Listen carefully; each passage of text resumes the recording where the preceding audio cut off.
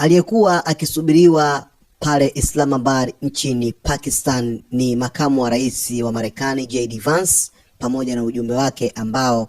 ameambatana nao. Yupo Jared Kushner pamoja na Steve Witkoff, wote hao wakiwa wameambatana na makamu wa rais wa Marekani JD Vance, ambapo tayari wamekwisha wasili Islamabad, Pakistan, katika mazungumzo ya kihistoria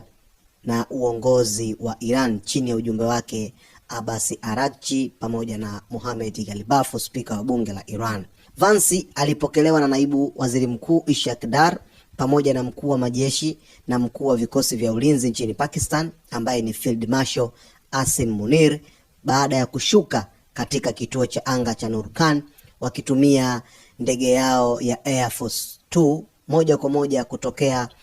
Washington DC Marekani hadi Islamabad Pakistan, mwendo wa takribani masaa 14, zaidi ya kilomita 509 kwa saa, ndege ikisafiri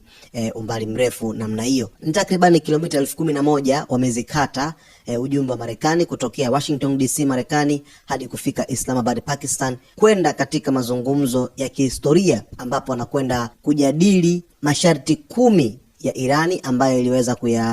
submit kwa Marekani, lakini vile vile wanakwenda kuyapitia masharti 15 ambayo Marekani imeweza kuyatoa kwa Irani ili vita viweze kusitishwa. Lakini kuna taarifa ambazo bado sio rasmi kivile, kwa sababu shirika la habari la CNN limeweza kuripoti kwamba kuna shehena kubwa ya silaha ambazo zinatakiwa kuweza kupokelewa nchini Iran moja kwa moja kutokea China, huku wakisikilizia kama mazungumzo yatafeli, basi mpango kuingia vitani mpaka mmoja atakaposalimu amri utaanza mara moja. Yani kana kwamba Iran anasikilizia mazungumzo atakavyokwenda, basi wataingia vitani hadi pale